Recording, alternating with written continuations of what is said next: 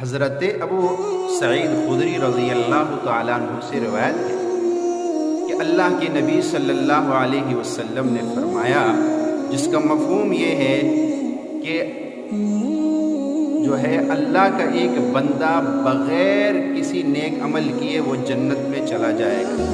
پوچھا گیا کیسے؟ کہا ایک بندہ تھا، اس نے مرتے وقت اپنے بیٹوں کو یہ وصیت کی تھی کہ جب میں مر جاؤں تو مجھے جلا دینا اور میری راکھ آدھی سمندر میں ڈال دینا اور آدھی خشکی میں ڈال دینا۔ اس کے اولاد نے ایسا ہی کیا۔